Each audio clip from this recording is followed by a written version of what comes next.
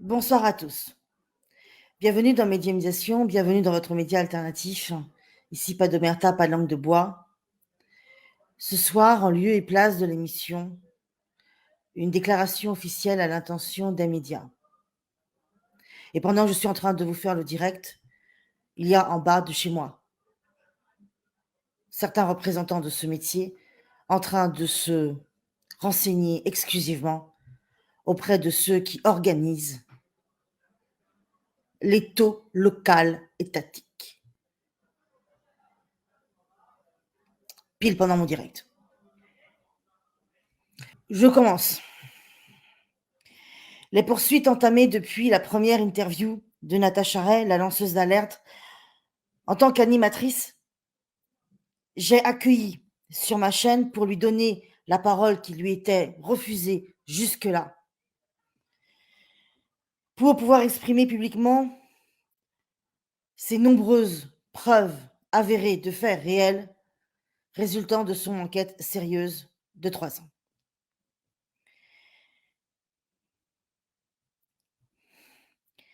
La chasse aux sorcières pour nous priver de notre libre expression continue.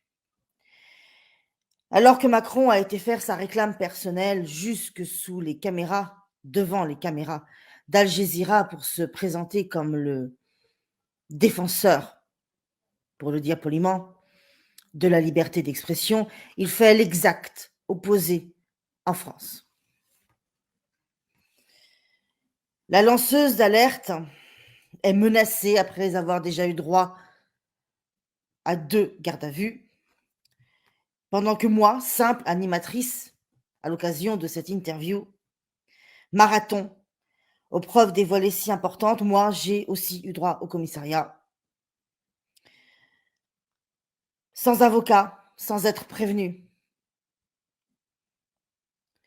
sans avoir le droit au moins d'exemplaires de compte-rendu de l'audition me permettant au moins de vérifier qu'il n'a pas été retouché de manière orientée ultérieurement.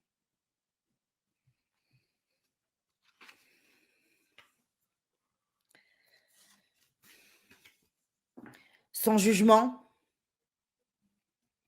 ni fondement en droit, puisque tout est prouvé et qu'il n'y a pas eu de jugement.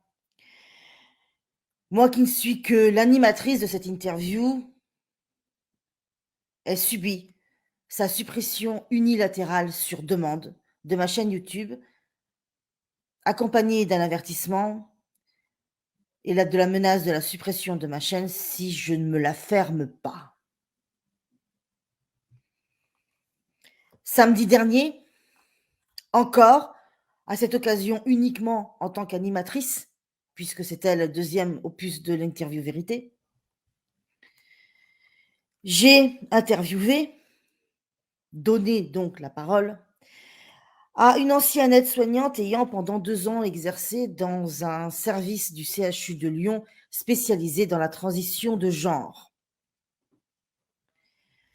Une personne on ne peut plus qualifiée, enfin, pour s'exprimer sur le sujet, qui nous fait l'honneur de partager son expérience professionnelle avérée sur la transition de genre.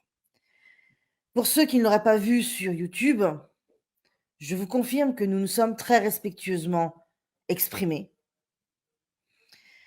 sur ce sujet qui est trop méconnu en France. C'était simplement l'occasion de faire reculer la méconnaissance. Suite à quoi, dans ma rue, très rapidement, par les mêmes personnages qui s'octroient le monopole des journalistes qui n'écoutent que, j'ai eu droit aux menaces. Comme quoi on allait me faire fermer cette chaîne pour enfin me la faire fermer. En violation du droit le plus fondamental que nous ayons, un des droits en tout cas les plus fondamentaux que nous ayons, et en totale illégalité, au prétexte officiel, et là c'est encore pire, pour ce qui relève de cette interview, où je rappelle, je n'étais qu'animatrice, puisque c'est elle qui donnait son expérience, j'ai évoqué le sketch plus que graveleux d'une des relations culturelles proches du couple Macron, qui avait axé son sketch autour du terme poutre, pour justement exprimer le contraste entre le respect dont nous étions en train de faire preuve et cet ami du couple qui, lui, s'était pour le moins permis des choses graveleuses. Et voilà que je me retrouve, moi, seulement l'animatrice, censurée pour un mot qui n'est même pas de moi, mais qui est de leur ami à eux.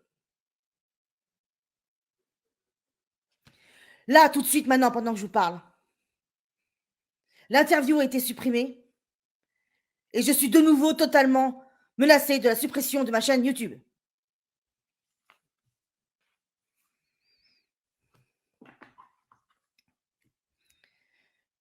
Actuellement,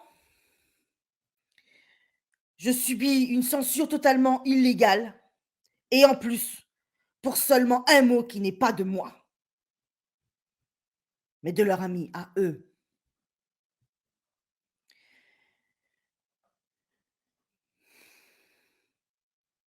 Évidemment, ils vont me convoquer à nouveau.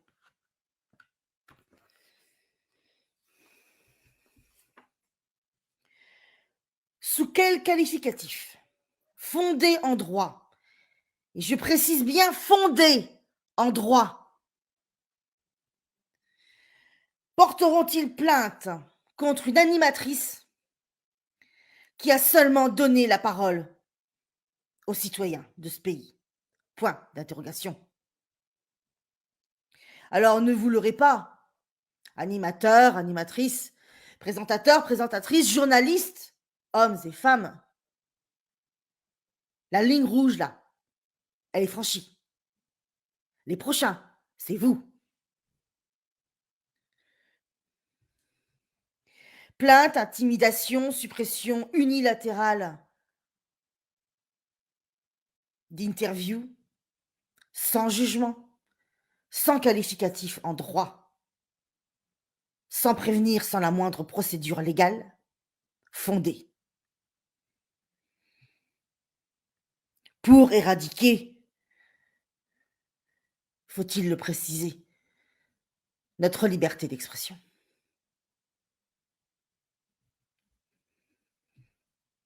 Si vous ne me défendez pas, si vous continuez d'accepter, les prochains qui se verront cueillir, là, tout de suite, maintenant, sans délai, par des policiers, sur vos plateaux télé, dans vos studios radio, ce sera vous.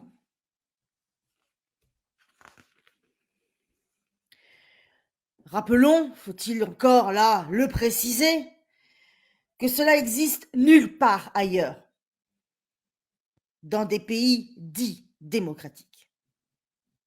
Pas étonnant que Macron ait refusé d'accueillir Assange et Snowden.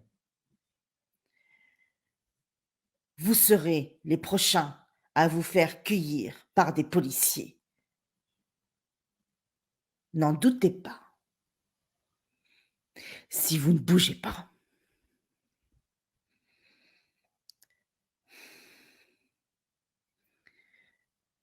Je ne manquerai pas, chers abonnés,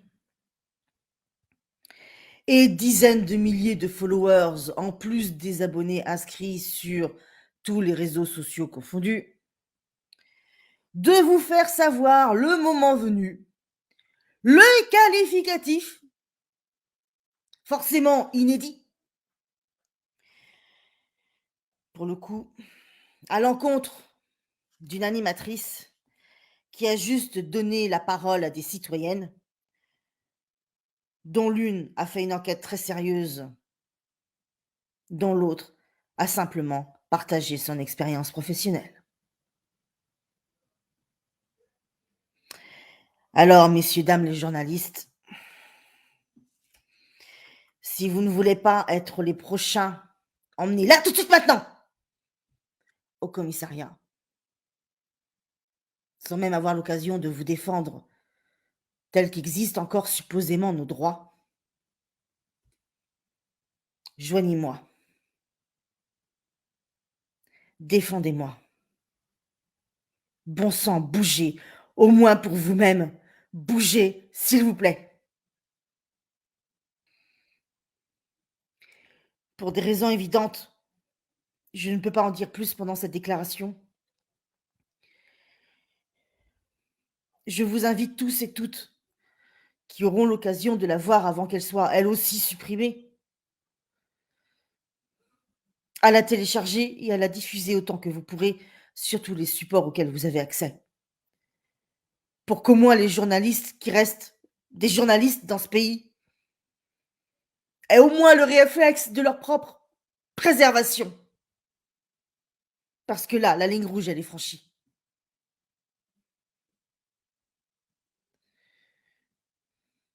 Merci.